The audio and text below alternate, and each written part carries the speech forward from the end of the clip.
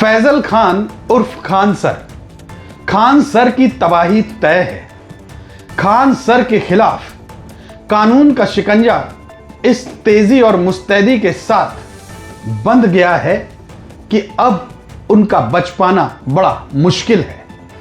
बड़ा सवाल यह है कि आखिर खान सर हैं कहां? वो फैजल खान जो कि जियोपॉलिटिक्स से लेकर के सोशल रिफॉर्म, डिफेंस यानी किसी भी सेक्टर पर बढ़ चढ़ के जो शख्स ज्ञान दिया करता था, वो आखिरकार आज कानून से छिपा छिपा क्यों घूम रहा है? आखिर वो कानून को धता क्यों बताने की कोशिश कर रहा है? और ये फैजल खान कानून के सामने कब आएगा? बड़ा सवाल है। क्या ये बच पाएगा या नहीं बच पाएगा? तबाही की पूरी स्क्रिप्ट एक तरीके से तैयार हो गई है। दिल्ली से लेकर के बिहार तक केस इतने सारे बन रहे हैं कि फैजल खान और खान सर का बच पाना बड़ा मुश्किल है।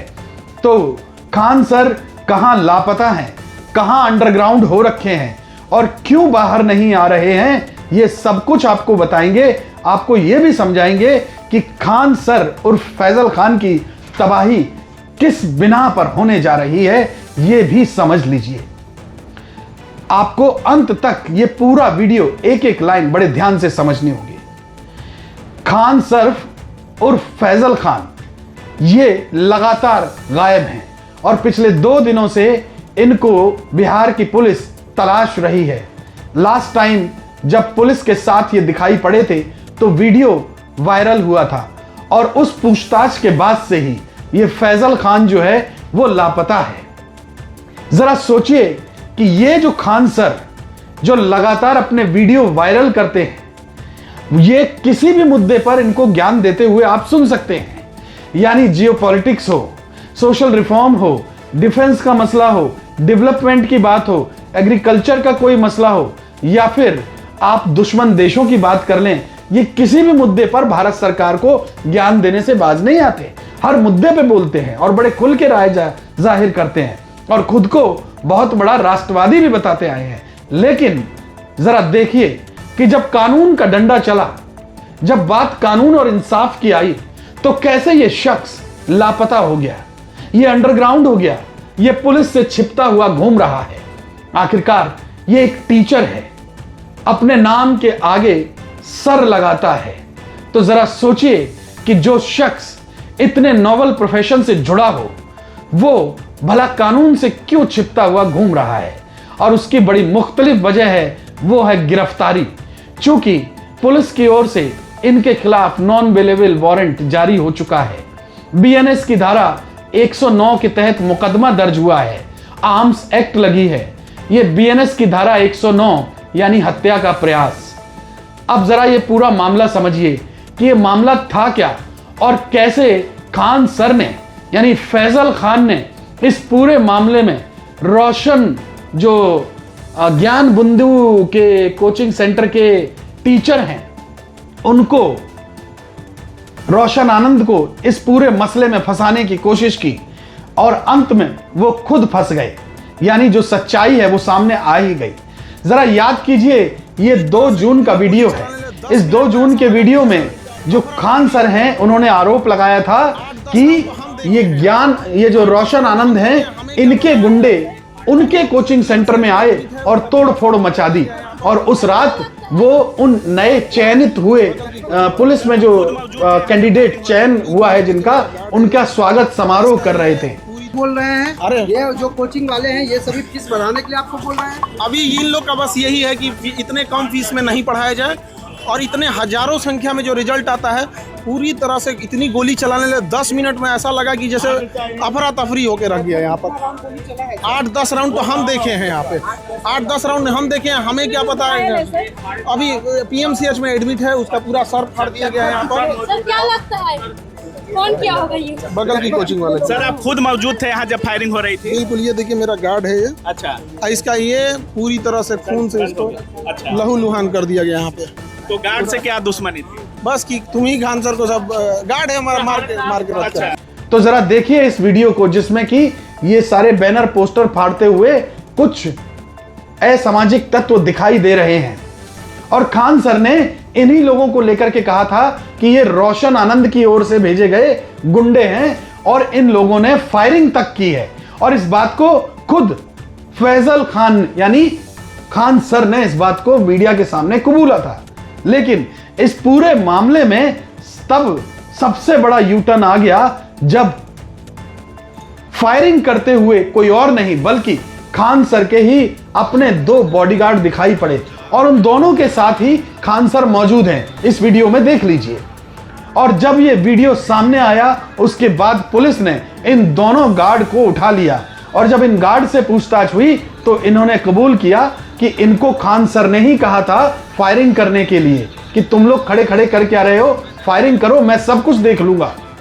यानी खान सर ने खुद फायरिंग कराई। उसके बाद झूठा आरोप रोशन आनंद के ऊपर लगा दिया। ये गोलियां चलवाई, ये गोलियां किसी को लग जाती तो सोचिए मौत हो सकती है। इसीलिए पुलिस ने बीएनएस की धारा 109 और आर्म्स एक्ट के तहत मुकदमा दर्ज किया। और बीएनएस की धारा जब 109 लगी है तो इसमें 10 साल की सजा हो सकती है, जुर्माना हो सकता है। और इस बात को खान सर बाज़ाब्ता जानते हैं, समझते हैं। इसीलिए उन्होंने अपने आप को पुलिस से दूर कर लिया और अंडरग्राउंड हो गए। उम्मीद यह थी कि बीते शनिवार को खान सर कोर्ट में जाकर के सीधा सरेंडर कर सकते हैं, लेकिन ऐसा हुआ नहीं। और फिर सामने आ गए खान सर के वकील, जिन्होंने एकदम से खुलासा कर दिया कि साहब जब हमारे पास अग्रिम जमानत का ऑप्शन मौजूद है तो सरेंडर क्यों करेंगे मिस्टर फैजल खान। यानी वो सोमवार को कोर्ट के सामने जाएंगे, अग्रिम जमानत की अर्जी देंगे, यानी किसी भी सूरत में वो गिरफ्तारी से बच जाए। तो जरा सोचिए कि किस तरीके का टीचर है ये वो शख्स जो झूठी फायरिंग करा रहा है। फायरिंग तो कराई लेकिन झूठा आरोप लगा दिया। यानी किसी के ऊपर किसी के कोचिंग सेंटर बंद हो जाए, कोई जेल चला जाए। जरा सोचिए उस घटना के बाद से रोशन आनंद को बिहार पुलिस ने तत्परता के साथ गिरफ्तार किया और बेऊर जेल में जाके बंद कर दिया। रोशन आनंद अभी भी जेल में बंद हैं और जिस शख्स ने फायरिंग कराई फैजल खान, वो अभी भी बाहर है, वो अंडरग्राउंड हो रखा है। यहां सवाल बिहार की पुलिस पर भी खड़ा होता है कि जिस सम्राट चौधरी की पुलिस ने रोशन आनंद को इतनी तेजी से एक्शन लेते हुए गिरफ्तार कर लिया, फैजल खान यानी खान सर उस पुलिस की गिरफ्त में क्यों नहीं आ रहा, कहां छिपा हुआ है। और पुलिस को लेकर के यह बात बिल्कुल साफ है कि पुलिस से किसी का बच पाना आसान होता नहीं। और जहां तक सवाल खान सर उर्फ इस फैजल खान का है, इसका तो बिल्कुल नहीं। तो अब देखना होगा कि फैजल खान क्या सोमवार को अग्रिम जमानत हासिल कर पाता है। और दूसरी बात अब समझिए कि बिहार अग्निशमन विभाग ने फैजल खान के कोचिंग सेंटर को एक नोटिस जारी कर दिया है। और नोटिस इस बात को लेकर के है कि जो मानक होते हैं अग्निशमन के, उन सब का पालन नहीं हो रहा और भी बहुत सारी कमियां हैं। तो डीआईजी अग्निशमन विभाग बिहार मनोज कुमार नट, जरा इनको सुन लीजिए। है उसमें जो फायर से संबंधित जो त्रुटि पाई गई है यथा जो है सो फिक्स फायर फाइटिंग का जो कमियां हैं और जो ऑक्यूपेंसी है बच्चों का जो है उस पर कुछ कमियां पाई गई है। जो यदि वे उसका मीट कर देते हैं तो कोई बात नहीं है, यदि पालन नहीं करते हैं तो वहाँ के जो संबंधित अग्निशमन पदाधिकारी हैं और यहाँ के जो जिला अग्निशमन पदाधिकारी श्री रितेश पांडे जी हैं, वे लगातार इस पर काम कर रहे हैं। और हमारा मुख्य उद्देश्य है कि अनुपालन सुनिश्चित कराएं। मुझे ये नहीं, हम लोग का उद्देश्य ये नहीं है कि किसी प्रकार की कोई ट्रबल डालें। हम लोग का मुख्य उद्देश्य है कि अनुपालन किया जाए ताकि आम जनों की क्षति को रोका जा सके। यदि अनुपालन नहीं होगा तो निश्चित रूप से सील की कार्रवाई होगी। यथाविधि प्रक्रिया और प्रावधानों के तहत सील की कार्रवाई की जाएगी। उसमें किसी स्तर पर चूक नहीं होने जा रही है, क्योंकि हजारों बच्चे पढ़ते हैं।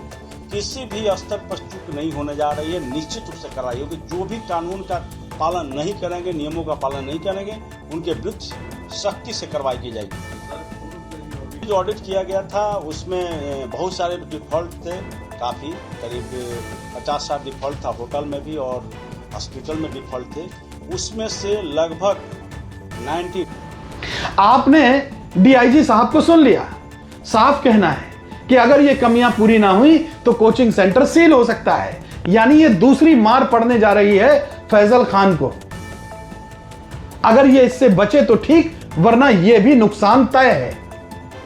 और अब तीसरी मार समझिए कि जिस अंजना ओम कश्यप को लेकर के, आज तक की एंकर को लेकर के ये फैजल खान बच्चों के सामने कितने बुरे अंदाज में ये कह रहा था कि हाथों में राख लगा करके हम तुम्हारी दिल्ली आके जीभ खींच लेंगे, क्या ये भाषा इनको शोभा देती है?